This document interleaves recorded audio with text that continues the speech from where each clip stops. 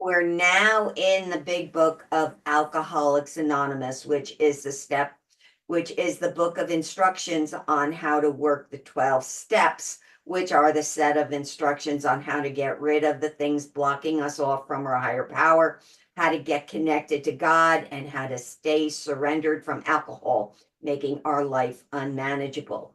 Merely reading the book, however, without applying it will not be useful because you can't learn how to swim without jumping in the water. You have to practice and practice and practice, which is what we're doing here. When we go into the big book, the cover page states that this is the story of how many thousands of men and women have recovered from alcoholism. That means the problem is removed. I don't have to make a choice whether I drink or not because I don't even think about drinking. I automatically turn to God when I'm upset. Alcohol is no longer an option to solve my problems. Selfishness and self-centeredness are gone. I'm no longer angry, fearful, or harmful, and my old destructive ways of thinking and acting have been replaced by new and peaceful ones. Then we jump over to the 10th step problem, which is a 10th step promise. Slip of tongue. 10th step promise, which is on page 84 of the big book, which has now become a way of life. It states, and we have ceased fighting anything or anyone, even alcohol, for by this time sanity will have returned. We will seldom be interested in liquor. If tempted, we recoil from it as from a hot flame. We react sanely and normally, and we will find that this has happened automatically. We'll see how that our new attitude towards liquor has been given us without any thought or effort on our part. It just comes. That's the miracle of it. We're not fighting it, neither are we avoiding temptation. We feel as though we had been placed in a position of neutrality, safe and protected. We've not even sworn off. Instead, the problem has been removed. It does not exist for us. We are neither cocky nor are we afraid. That's our experience. That's how we react so long as we keep in fit spiritual condition. And then we jump back over here to page 27, which defines recovered as ideas, emotions, and attitudes, which were once the guiding forces of the lives of these men, are suddenly cast to one side, and a completely new set of conceptions and motives begin to dominate them. Then we jump all the way to the back to the appendix entitled The Spiritual Experience, which has a definition of recovered as being a personality change sufficient to bring about recovery from alcoholism has manifested itself among us in many different forms. And then we jump from the back to the very front where it talks about the foreword. In the first edition states that we of Alcoholics Anonymous are more than 100 men and women who have recovered from a seemingly hopeless state of mind and body. To show other alcoholics precisely how we have recovered is the main purpose of this book. And it later goes on to say that the only requirement for membership is an honest desire to stop drinking. However, the desire to stop drinking is not the only requirement to become recovered.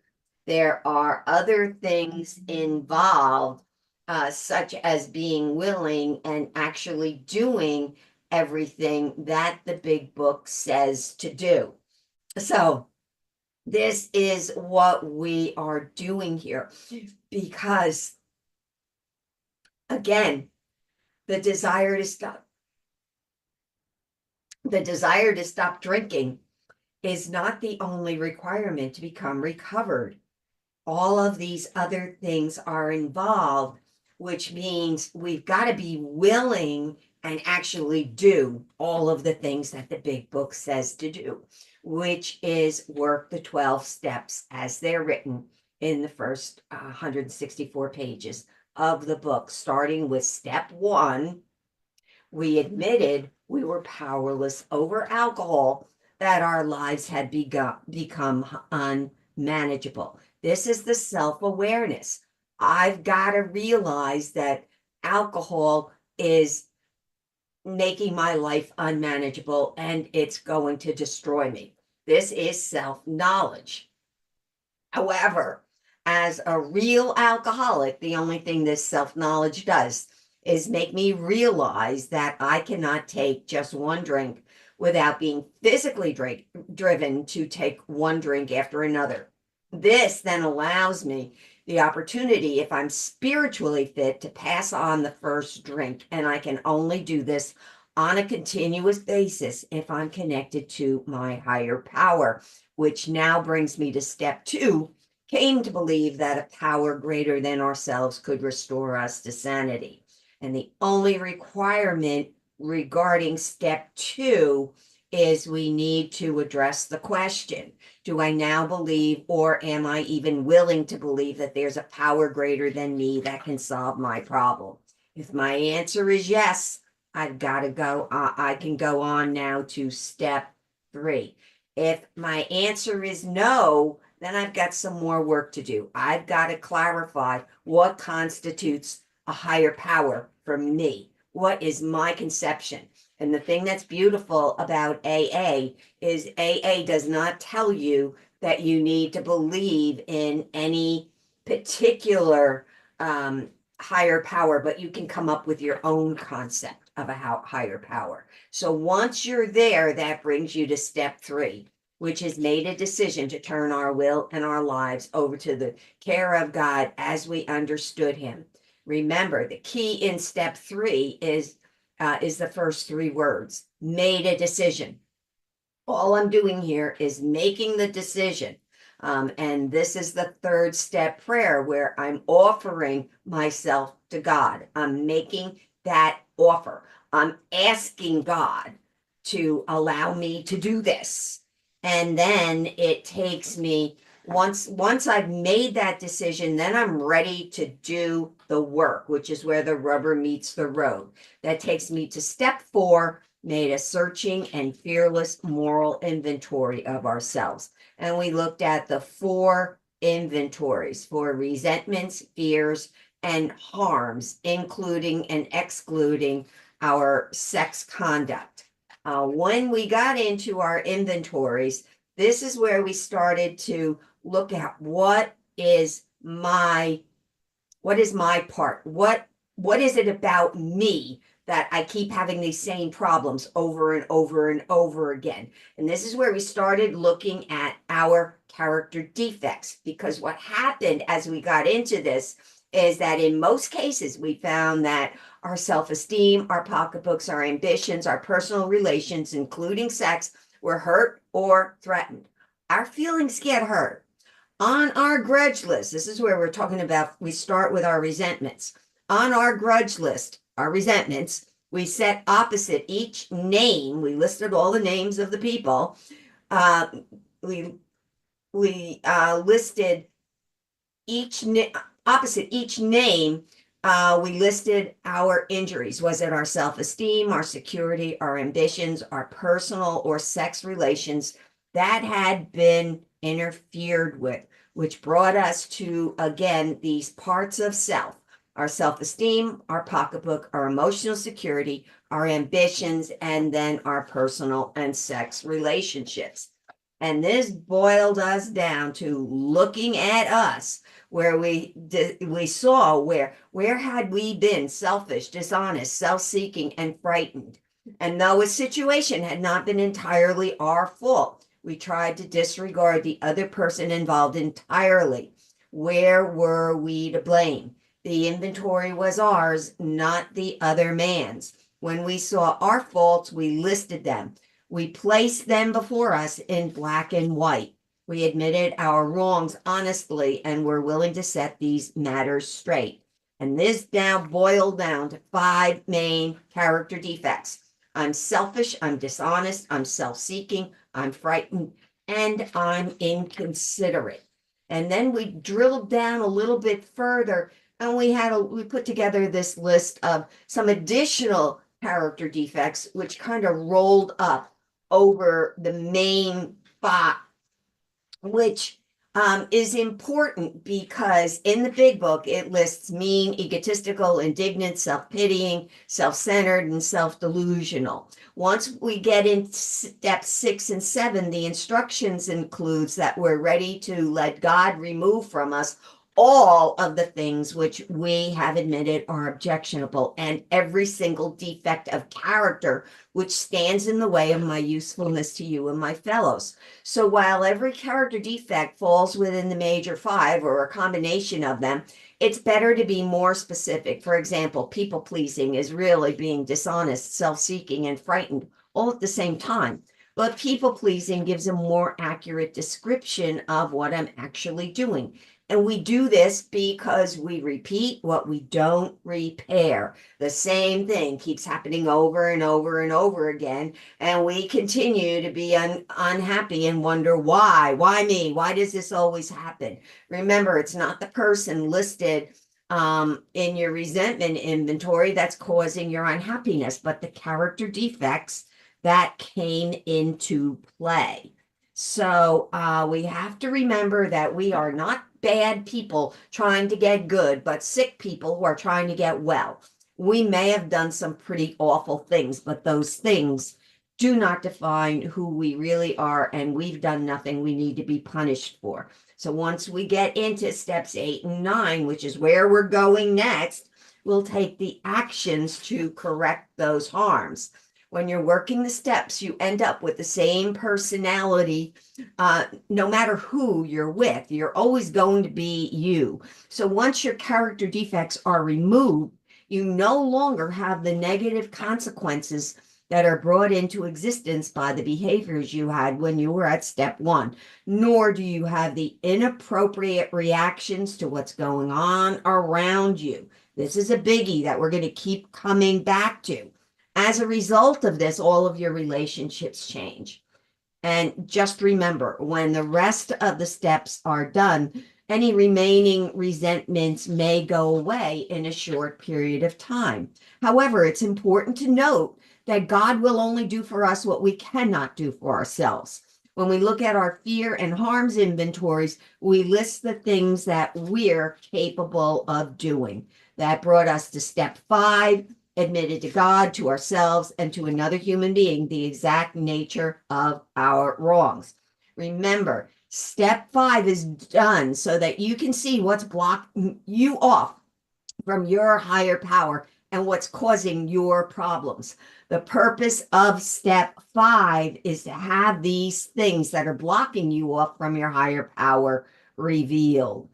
This is where we finished the steps that deal with us. And now we looked at steps 6 and 7, which is where a shift takes place, because now we start talking to God and looking to him for help. So in step 6, we were entirely ready to have God remove all these defects of character. And we listed those defects of character. And then if we can answer to our satisfaction, we looked at it as the willingness. Am I willing? Are we ready to have God take everything? So we use this defect asset table. And then remember, we're getting ready to be someone that we've never been before.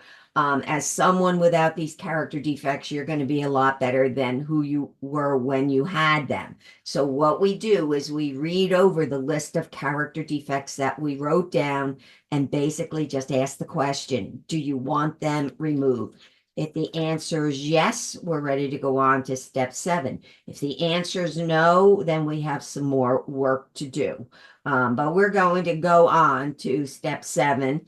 Humbly asked him to remove our shortcomings. And this is the 7th step prayer, where now we say to God, hey, I'm ready now. I'm willing that you should have all of me. I've offered it. I've done some work. Now I'm willing.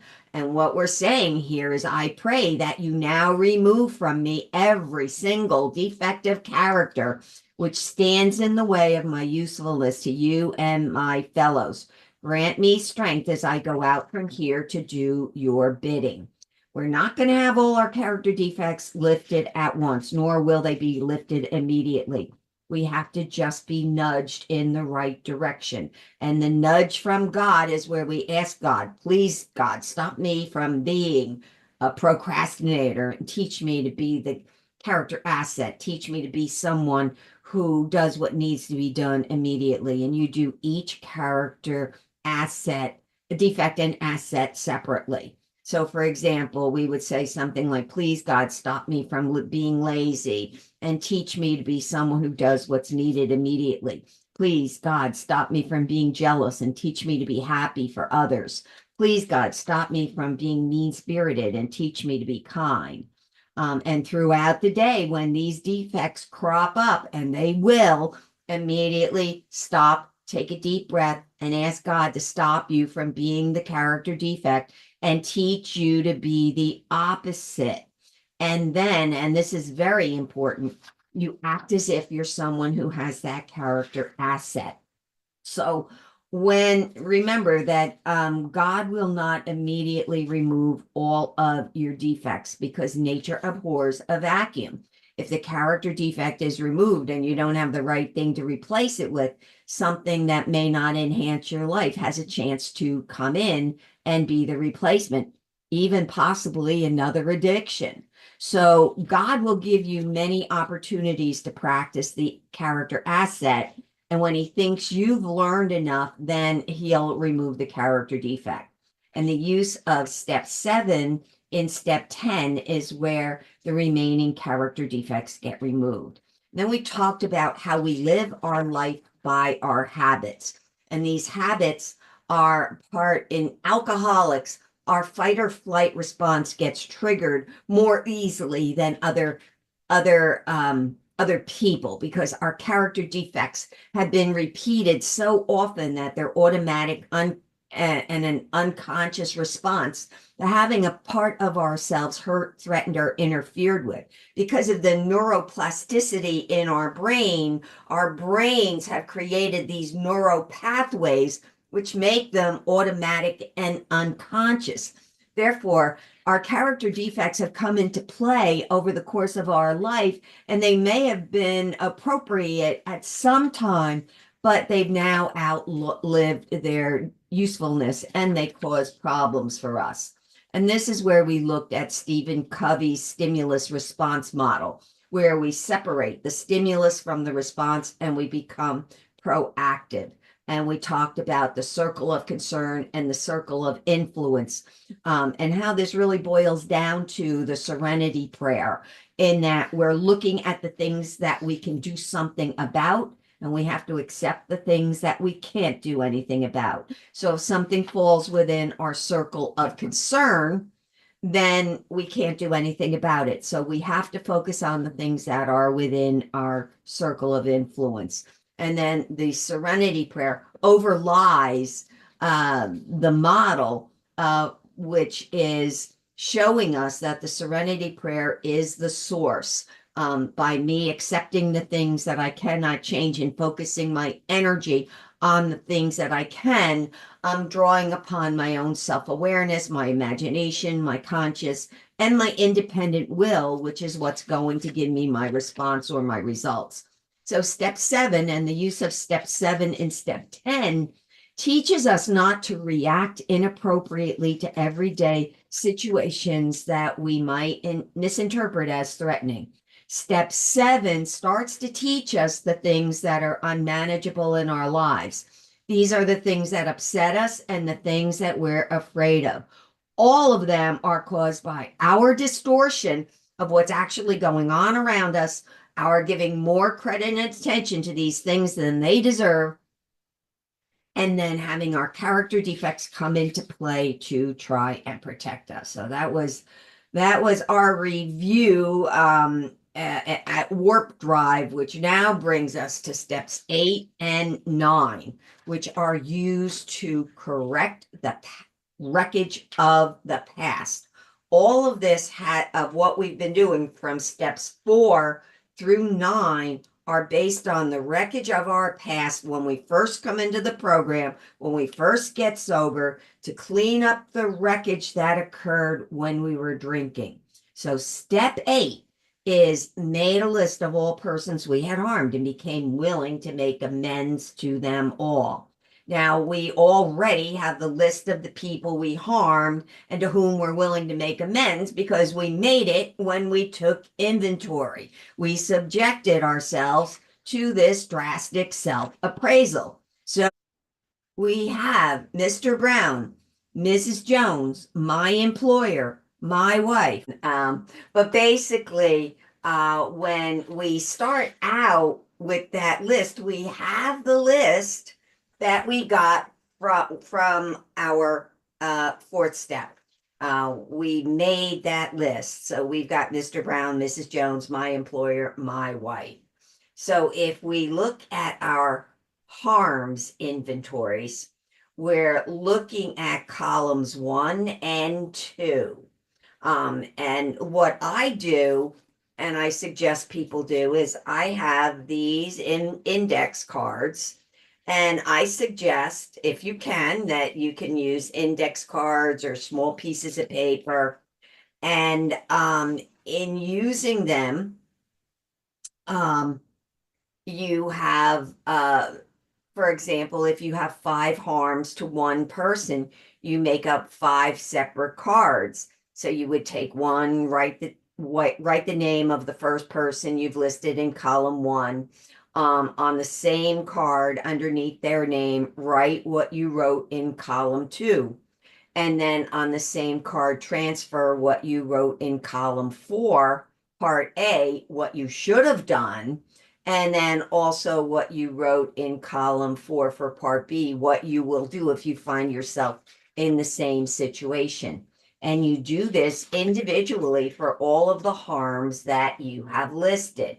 So for example, I use an example of an institution where the person harmed the department store. Now, this department store does not exist anymore, but it happened a long time ago, supposedly.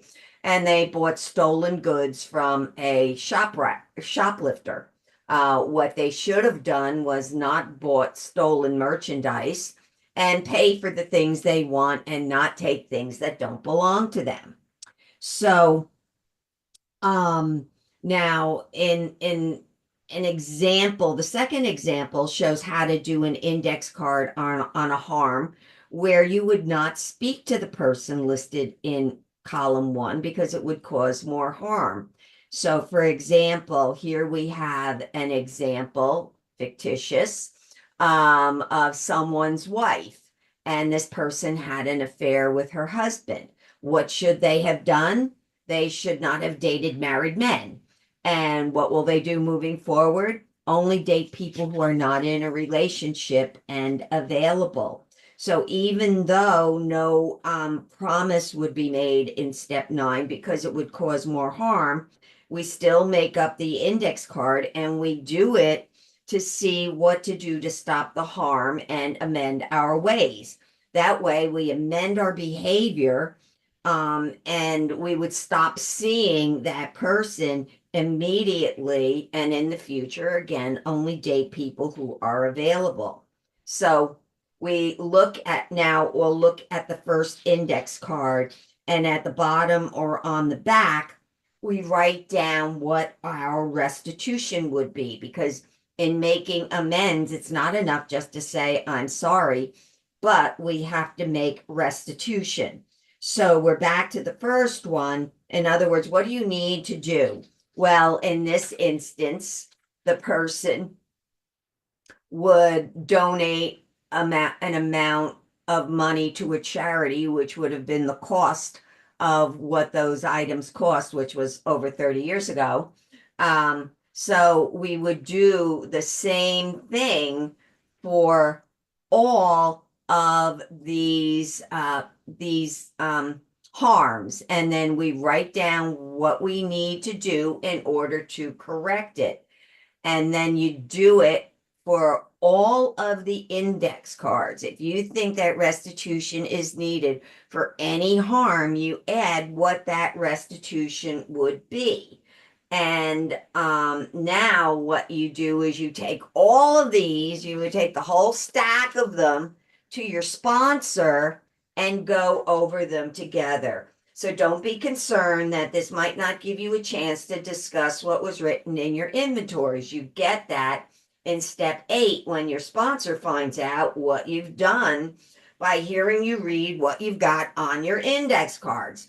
This way, everything written is concise and not clouded by emotions or blaming others. You're not giving any justifications.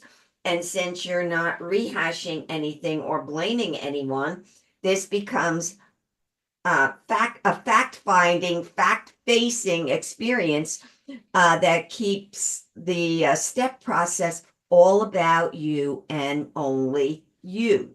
So another thing I typically recommend is once you go over these with your sponsor, if some of them seem pretty cut and dry and simple, then you can start prioritizing them. But if there's some that you're a little bit nervous about, you can always role play them with your sponsor. Because basically, step 8 is making your list and becoming willing to set right the wrongs of the past. No other action is done for step 8 other than praying for the willingness to do what you need to do, going over your index cards with your sponsor so that you can see how to do your 9-step apologies. And that would be where you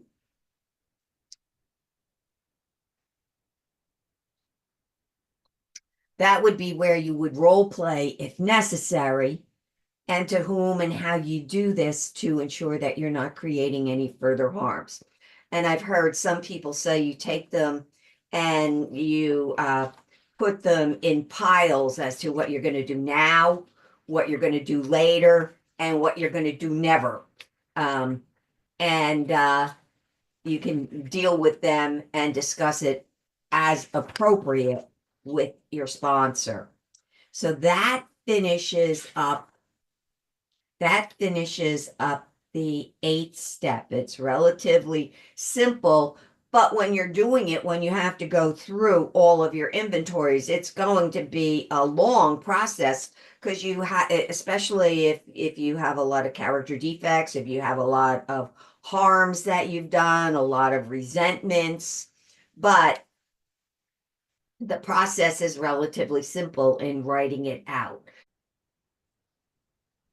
We finished up with the 8th step, and now we're ready to start on the 9th step. Made direct amends to such people wherever possible, except when to do so would injure them or others. So basically, the next instruction is on page 76, which states, now we go out to our fellows and repair the damage done in the past. We attempt to sweep away the debris which has accumulated out of our effort to live on self-will and run the show ourselves. One thing to remember about step 9 is that we're not necessarily others, although we still need to have ourselves on our list. So I've heard of one example where one person said that they looked at themselves in the mirror and they said, I'm sorry for every hurtful, stupid, foolish thing that I've done, and in the future I'm going to take really good care of us and not do anything that would cause us to feel bad or cause harm. And that's the end of focusing on ourselves. Yes, we need to take care of ourselves, but we can't go overboard. So that's one thing that I always like to focus on. Step 9 is cleaning up the harms we've caused other people, and the focus is on them, on the other people. And one of the main results, if the steps are done correctly, is that we stop being selfish, self-centered, self-seeking, self-pitying, self-focused, self-depreciating, and any other self word that you can think of.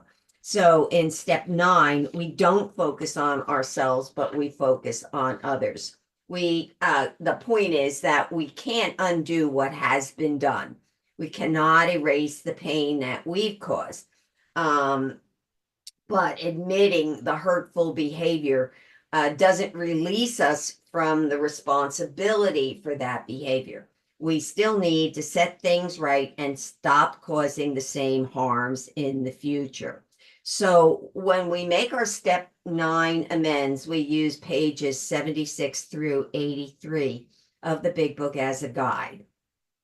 And some of the key points from these phrases, which you'll see the page number next to them, is under no condition do we criticize or argue on page 77. Other people's faults are not discussed from page 78. Also on page 78, we do not dodge our creditors. Reminding ourselves that we have decided to go to any lengths to find a spiritual experience, we ask that we be given strength and direction to do the right thing, no matter what the personal consequences may be. Page 79. We have no right to involve another person. Page 81. Asking each morning in meditation that our Creator show us the way of patience, tolerance, kindness, and love. Page 83. There may be some wrongs we can never fully right. We do not worry about them if we can honestly say to ourselves that we'd right them if we could. Page 83. Some people cannot be seen. We send them an honest letter. Page 83. We do not delay if it can be avoided. Page 83. We should be sensible, tactful, considerate, and humble without being servile or scraping. Page 83. And this is my favorite. It's one of my favorite lines in the entire book. As God's people, we stand on our own feet. We do not crawl before anyone. Page 83. And 2 important things about step 9 are that you will not make any apologies that will cause harm, and you'll start behaving differently so that you do not cause new harms. The number 1 rule becomes no new wreckage. An amend involves making restitution where appropriate and changing your ways. And in many cases, it includes an apology. However, an apology without changing your ways, or where needed, making restitution, is not making amend. Saying I'm sorry and doing nothing else will not get you closer to your higher power. The main thing is to amend your ways so that you do not cause this same harm ever again. Remember, the word apology comes from the Greek word apologia, meaning a speech in one's own defense. An apology without restitution or a sincere desire to change does not mean anything if all you do is say, I'm sorry, and nothing else. All you're basically saying is, I hurt you, I feel bad, now you better forgive me so I can feel better. A real amend is when your focus is on the other person, and you truly want the hurt to be gone, and you're willing to do whatever it takes to make that happen. We do step 9 to set right the wrongs of our past, to clear up our side of the street. Once we do step 9, we're done spending any more time feeling guilty. If some of the people we have harmed choose to hold on to their pain and bear a grudge, even in the face of our own sincere request for forgiveness, we must realize we're free from the burden of the wrong, and whatever the other person does, they do.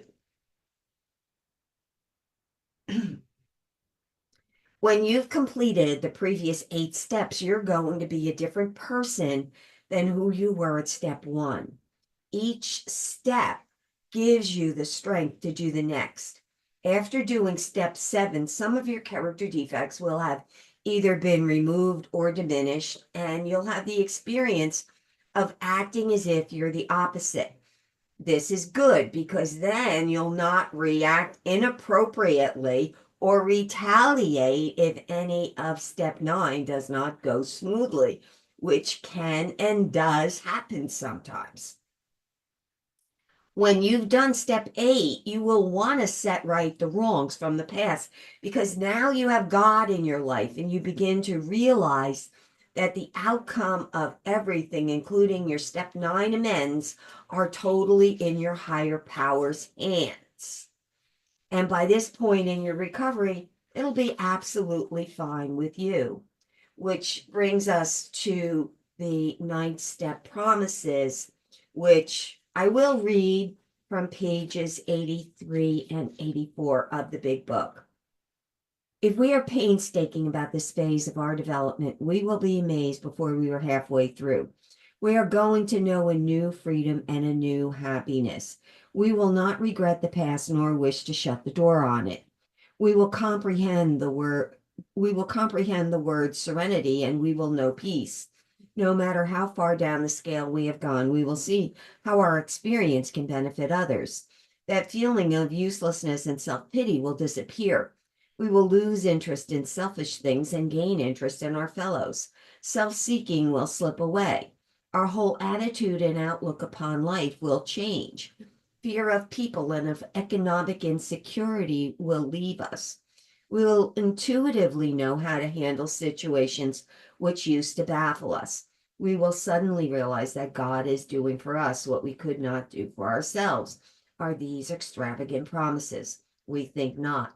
They are being fulfilled among us, sometimes quickly, sometimes slowly. They will always materialize if we work for them. So those are the 9th step promises. There's a lot of promises in this book. But, I used to think that this meant when it said we will be amazed before we are halfway through, that halfway through was the 6th step. But that's not what this says, because it says if we are painstaking about this phase of our development, they're talking about the 9th step. So what they're saying is we'll be amazed before we're halfway through the 9th step. Yeah, this book is really great in reading it, and it really, when you read it and you comprehend what it says, it's very, very simple.